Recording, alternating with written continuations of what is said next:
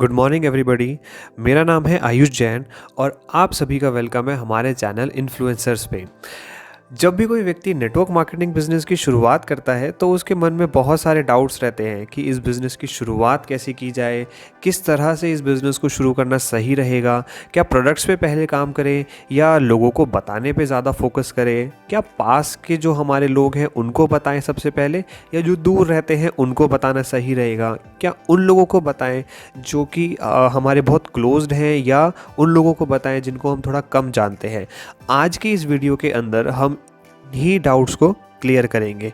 तो आइए स्टार्ट करते हैं। सबसे पहला स्टेप जो हमें इस बिज़नेस के अंदर करना है वो है कि हमें अपने कंपनी के प्रोडक्ट्स या जो आपकी कंपनी सर्विसेज प्रोवाइड करती है उनको खुद से यूज़ करना। सेल्स के बारे में एक बात कही जाती है कि जिस प्रोडक्ट को आप यूज़ नहीं कर सकते उसको आप सेल भी नहीं कर पाओगे। तो इसीलिए हमारा जो सबसे पहला स्टेप है इस बिज़नेस के अंदर वो है कि आपकी कंपनी जो भी प्रोडक्ट्स या सर्विसेज ऑफ़र करती है उनको आप सबसे पहले अपने लिए इस्तेमाल करें और उनके बारे में ठीक से जानकारी प्राप्त करें। जब आप कंपनी के प्रोडक्ट्स को या सर्विसेज को यूज़ करते हैं तो आपको कॉन्फिडेंस बिल्ड होता है उन प्रोडक्ट के ऊपर, और जब आप उन्हीं प्रोडक्ट्स के बारे में लोगों को बताने जाते हैं तो आप कॉन्फिडेंटली उन प्रोडक्ट्स को बता सकते हैं, जिससे कि आपके ऊपर लोग ज़्यादा विश्वास करते हैं और आपका बिजनेस तेज़ी से ग्रो करता है। नेटवर्क मार्केटिंग के अंदर कई बारी लोग प्रोडक्ट्स यूज़ करे बिना इस बिज़नेस के बारे में लोगों को बताना स्टार्ट कर देते हैं और रिज़ल्ट क्या होता है, कई बार वो फेल हो जाते हैं, सेल्स क्लोज नहीं होती या लोग उनकी बात नहीं मानते। वहीं जब वो अपने अपलाइंस के साथ मीटिंग्स करने जाते हैं तो सेल्स भी क्लोज होती है और लोग आगे काम भी स्टार्ट करते हैं। ये क्यों होता है? क्योंकि उन अपलाइन ने वो प्रोडक्ट्स को यूज़ किया होता है, जिसकी वजह से वो कॉन्फिडेंस सामने वाले लोगों के भी अंदर ट्रांसफ़र होता है और लोग काम को स्टार्ट करते हैं। तो सबसे पहला काम जो हमें इस बिज़नेस में करना है वो ये कि हमें प्रोडक्ट्स को यूज़ करना है और एक ओनरशिप मेंटालिटी को डेवलप करना है। बिज़नेस कभी भी बिना एक जॉब वाली मेंटालिटी के साथ नहीं किया जा सकता। आपको एक ओनरशिप मेंटालिटी को डेवलप करना पड़ेगा। अब चलते हैं नेक्स्ट स्टेप की तरफ। नेक्स्ट स्टेप है कि हमें उस कंपनी के प्रोडक्ट्स या सर्विसेज को शेयर करना है। आपको जो भी बेनिफिट होगा उन प्रोडक्ट्स को यूज़ करने से, या आपने किसी को अगर प्रोडक्ट्स को यूज़ कराया तो उससे जो भी बेनिफिट हुए हैं वो आपको लोगों के साथ शेयर करने हैं। शेयरिंग का बिज़नेस है नेटवर्क मार्केटिंग। कहीं भी इसको सेल्स का बिज़नेस मत समझिएगा। सेल्स के अंदर प्रोडक्ट्स बिकने के बाद काम ख़त्म हो जाता है, नेटवर्क मार्केटिंग में शुरू होता है। तो शेयर करना हमारा बिज़नेस का एक बहुत ही क्रूशियल पार्ट है। तीसरा काम है कि हमें लिस्ट बनानी है।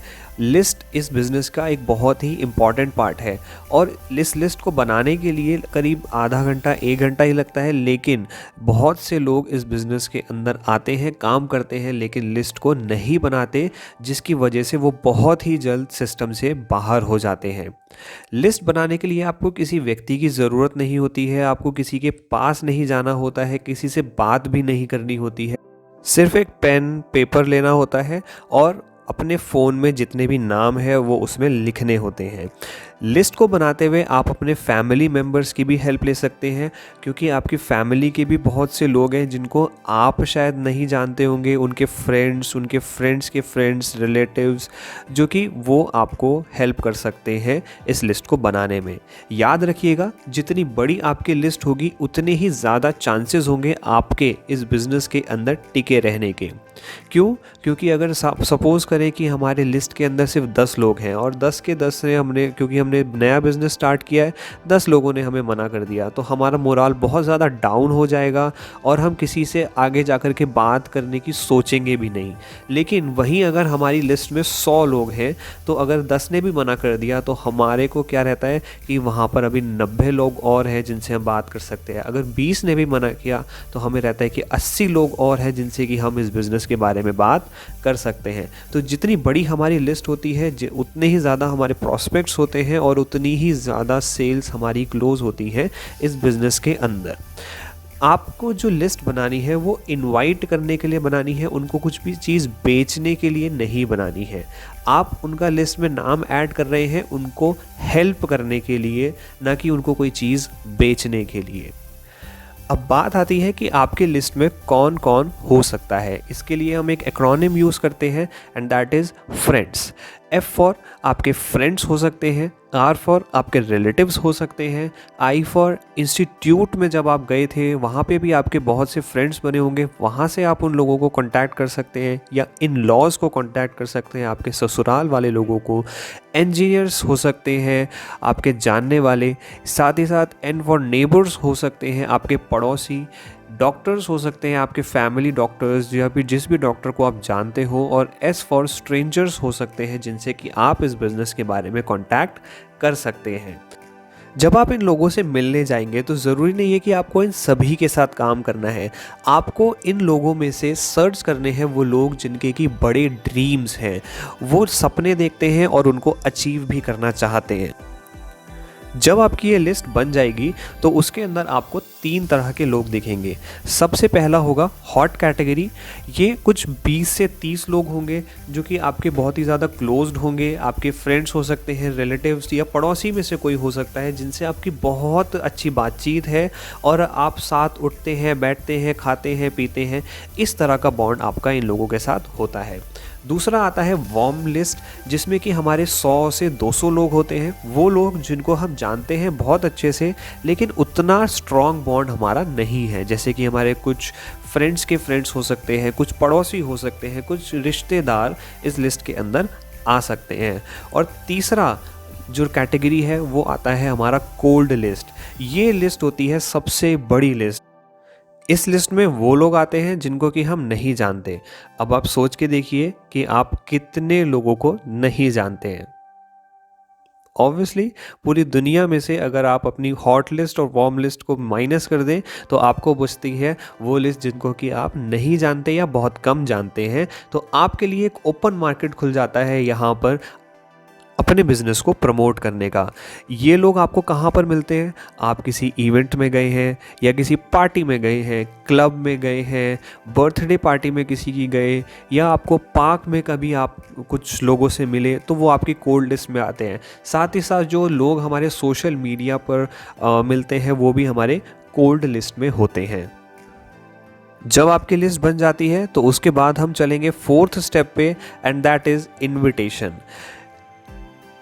हमने लिस्ट तो बनाई लेकिन अगर उन लोगों को इनवाइट नहीं किया और अपनी कंपनी का प्लान ही नहीं दिखाया तो उसका कोई फ़ायदा नहीं होता है। अपनी लिस्ट के हिसाब से जो सबसे बेस्ट तरीका है लोगों को इनवाइट करने का वो है कि सबसे पहले हम अपने हॉट कैटेगरी के पास जाएं, देन वार्म कैटेगरी के पास जाएं एंड देन उसके बाद कोल्ड कैटेगरी के पास हम जाएंगे। इनविटेशन नेटवर्क मार्केटिंग में एक बहुत ही ज़रूरी स्किल है, एक आर्ट कही जाती है, और इसके लिए एक सेपरेट वीडियो हम बनाएंगे जिसके अंदर की इनविटेशन के बारे में हम बताएंगे। इनविटेशन के लिए बहुत सारे अप्रोचेस नेटवर्क मार्केटिंग में यूज़ किए जाते हैं, जिसमें कि सबसे पहला है direct approach, opinion approach, excitement approach, expansion approach, indirect approach या रेफरेंस अप्रोच, जिसके बारे में कि हम बाद में बात करेंगे। इनविटेशन करते हुए हमें याद रखना है कि हमें इसे शॉर्ट एंड सिंपल रखना है, बहुत लंबा नहीं बताना। कई लोग नेटवर्क मार्केटिंग को स्टार्ट करते हैं और गलती कर देते हैं कि इनवाइट करते हुए वो प्रेजेंटेशन देना स्टार्ट कर देते हैं। आप खुद ही सोचिए, अगर आपने कभी किसी बर्थडे पार्टी के लिए या शादी के लिए किसी को इनविटेशन दिया हो तो आप किस तरह इनवाइट करते हैं? आप ये बोलते हैं कि इस तारीख को वो वहाँ पर ये फंक्शन है, इनकी शादी हो रही है और आप इनवाइटेड हैं, ज़रूर आना है। सही कह रहा हूँ?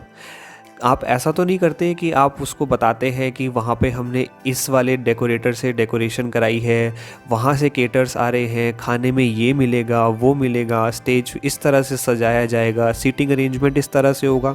ये सब चीज़ें नहीं बताई जाती। ये सारी चीज़ें हैं प्रेजेंटेशन की, जो वो व्यक्ति आपके शादी में आकर के खुद ब खुद देख लेता है। तो ऐसे ही नेटवर्क मार्केटिंग के अंदर हमें सिर्फ इनवाइट करना है, बाकी सारी चीज़ें वो अपने आप आकर देख लेगा जब उसको आप प्रेजेंटेशन देंगे। तो नेक्स्ट स्टेप है कि हमें इस बिज़नेस के अंदर करना है वो है मीटिंग इस बिज़नेस में बहुत सारी टाइप की होती है, जैसे 1-on-1 मीटिंग कि हम किसी एक व्यक्ति से अकेले मिलने जाएं, 2-on-1 मीटिंग किसी एक व्यक्ति से हम मिलने गए अपने अपलाइन के साथ, होम मीटिंग्स होती हैं जिसके अंदर कि 7 से 8 लोग होते हैं, वीकली मीटिंग्स जो कि हमारे किसी लोकेशन पे होती है, किसी कैफ़ेज़ में होती है, किसी सेंटर पर होती है, मंथली सेमिनार्स होते हैं और ईयरली इवेंट्स होते हैं।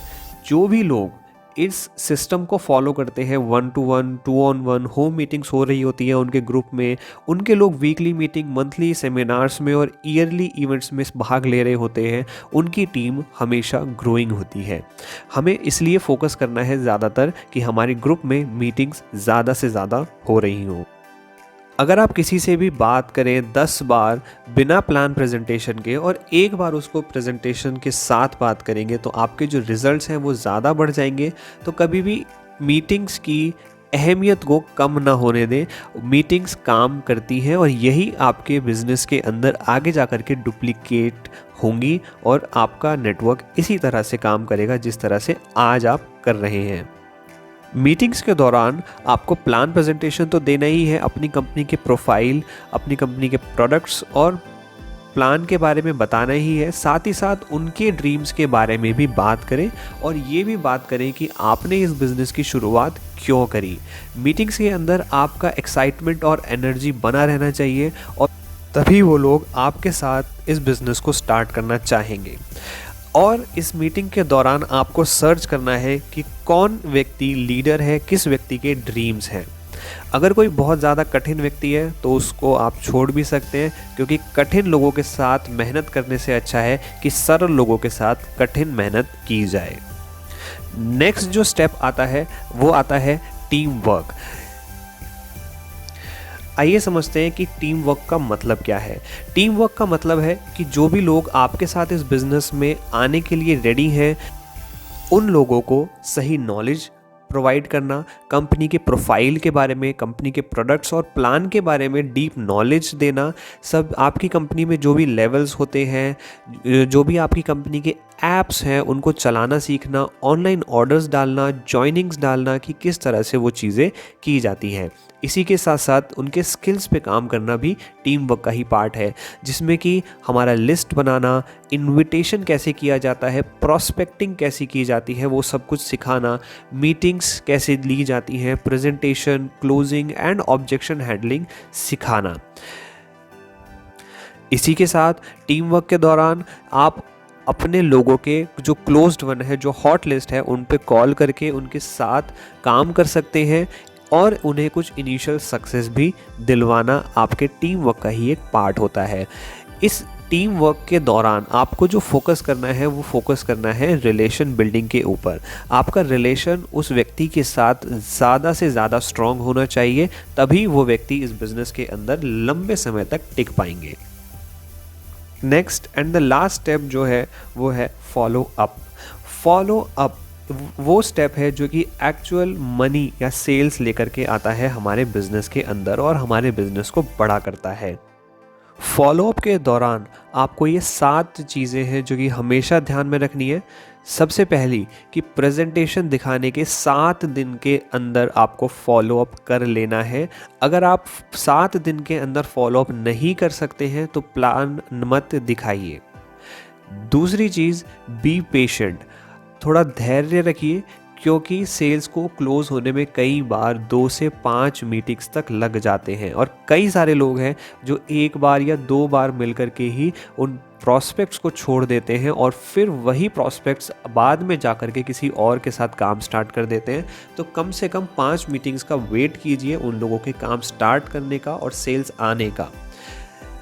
तीसरा और बहुत ही इम्पॉर्टेंट चीज़ जो हमें ध्यान रखना है फॉलोअप के टाइम पे वो है कि अपने टूल्स का ज़रूर यूज़ कीजिए।